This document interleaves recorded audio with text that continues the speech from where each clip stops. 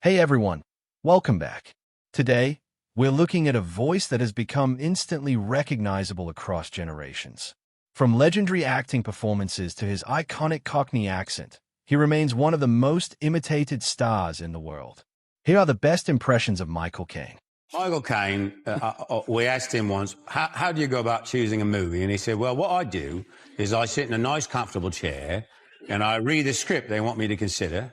I read the first page and then I read the last page. And if the part they want me to play is on both pages, I do the picture. Michael Caine, I want to see The Imitation Game. Don't you? Did you know Jimmy Fallon's early rise came from his talent for impressions and stand-up? It was the foundation of his career.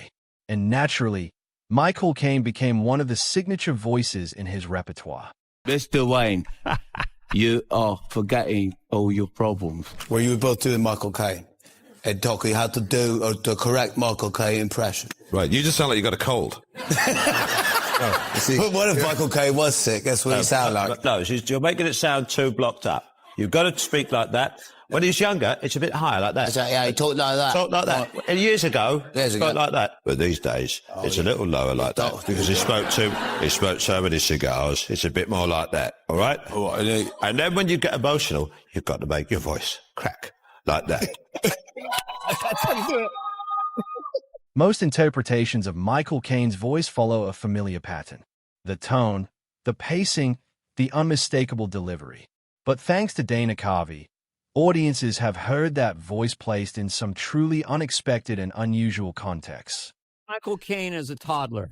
A go-go, a gaga. I can't say any more because I'm only 2 bloody years old. Michael Caine in kindergarten. I like to eat paste. There's something significant about earning approval from the creator himself.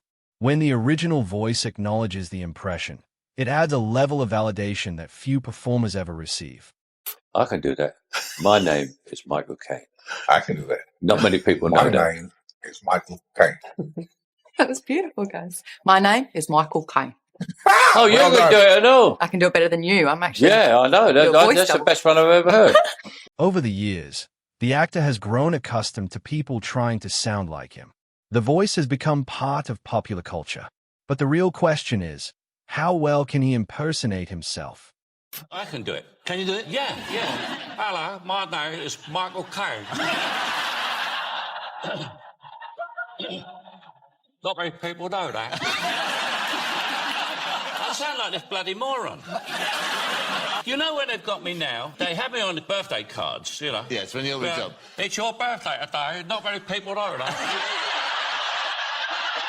Now, they've got me, on the satellite navigation, and it's me going, now take the second turning on the left, and you'll wind up right in the shit.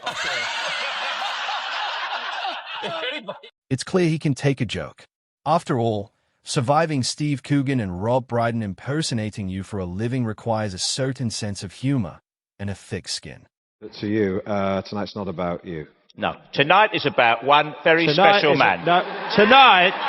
Tonight is about, and by the way, what? You can only do it with the cigar voice later on. That is not true. I could do the young Michael Caine talking like that, but I could also do the Batman Michael Caine. But you can't do the emotional Michael Caine. His voice. I can be a lot more emotional. I do not want to bury another Batman. Everything from Alfie to Zulu. I love Zulu. That was a wonderful film. I thought that was Zulu was one of his best films.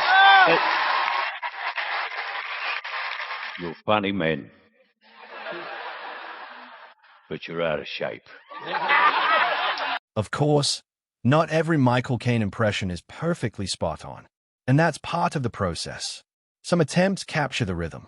Others miss the mark entirely. Hey. All right. What accent is that? Australian? What? I don't even know. It's Michael Caine. If I'm looking at you and I blink. It's a lot to do with blinking. It's a lot to do with blinking. But by the way, one of the greatest actors ever, right? One of the greatest. Yeah. Michael, I have one question for you. Where in God's name are we? Well, let's figure it out. A Taco Bell Pizza Hut Express song, and we're wearing tuxedos. We must be hosting a talk show. Excellent. I'm Michael Caine. And I'm Peter O'Toole. And you're watching An Evening with Peter and Michael. Please enjoy a combined 200 years of acting excellence. There's one voice he seems to return to again and again, almost every quarter mile. One particular figure he cannot resist impersonating. The answer, of course, is Michael Caine. You good at impersonating Michael Caine? I can't talk to him for 2 minutes without my voice slipping. I can hardly talk to you for 2 minutes without my voice slipping. That's quite good, actually. You've got to get a bit gravelly with Michael Caine. I would have to be a little bit more gravelly. Yeah, I'll have to be more bruce, but we don't do muscle, but we do toning. And we do colder. And what occurs to me is that you haven't really lived. And then came the moment that surprised everyone. The two greatest Michael Caine impressionists of all time joined a Zoom call and completely blew Jimmy Fallon's mind. We're back round the front and we're sort of doing his voice and saying, you're not getting the voice right. The younger voice is like that, but when he gets older, it goes right to the back of the throat. And I start saying he's not doing it in the nasal one. He's not giving it the nasal quality it requires.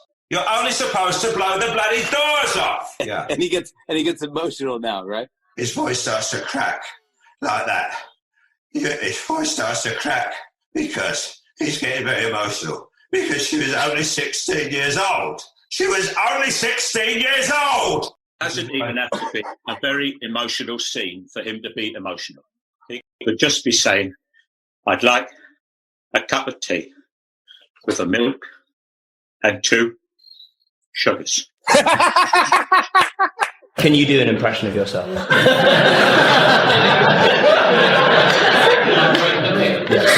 name is Michael Caine. Not many people know that.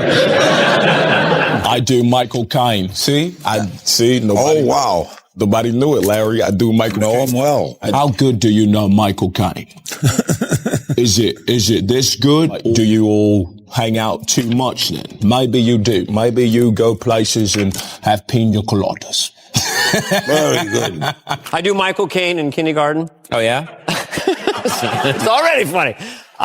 Why do we have to draw between 2 lines?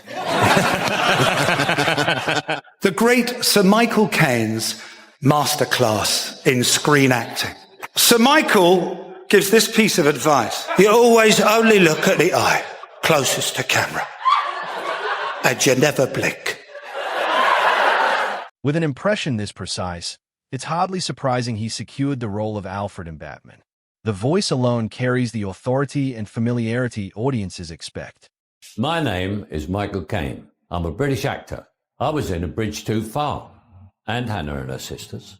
I also played Alfred in the new Batman movies. You're only supposed to blow the bloody doors off.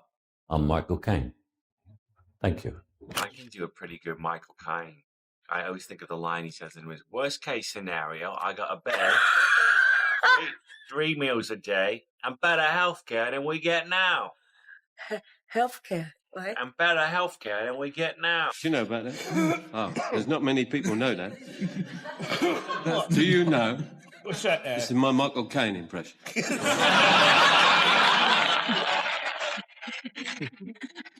Do you know it takes a man in a tweed suit 5.5 seconds to fall from the top of Big Ben to the ground?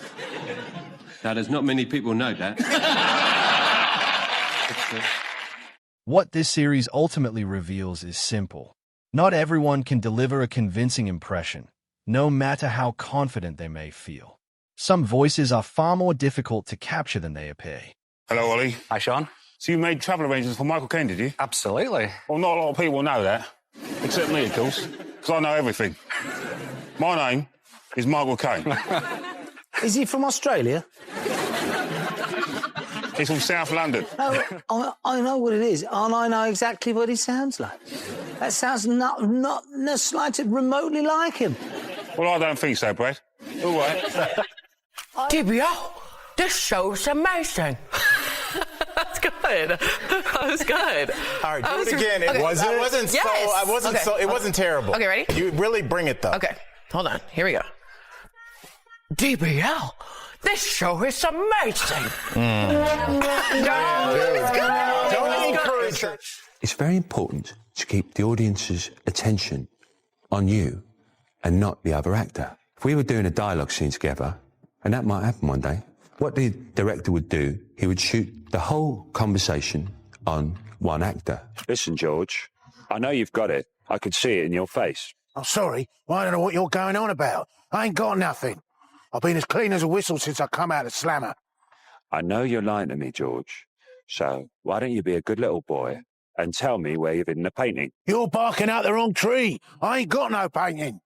I'll see you around. Where have you hidden the Mona Lisa, George? George! Where have you hidden the Mona Lisa?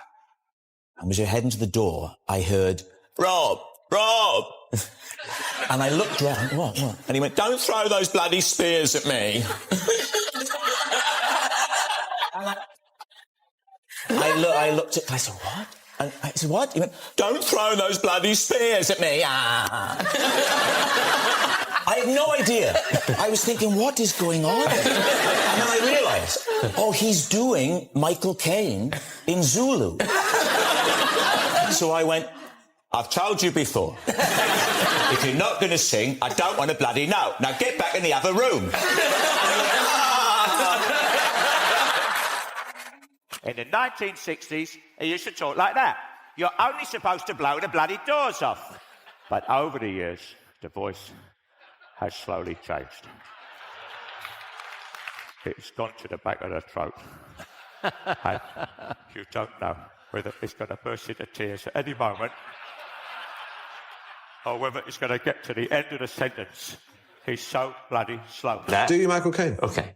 I say Michael Caine used to talk like this in the 1960s, right? But that has changed. And I say that over the years, Michael's voice has come down several octaves. Let me finish in the back of the voice, and the voice now. Michael Caine's voice now. I can't go fast because Michael Caine talks very, very slowly.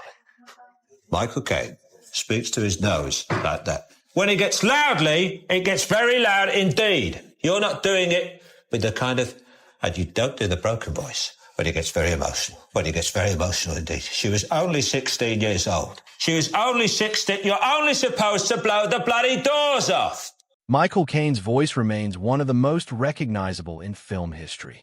Many have tried to capture it, but few truly master it. Thank you for watching.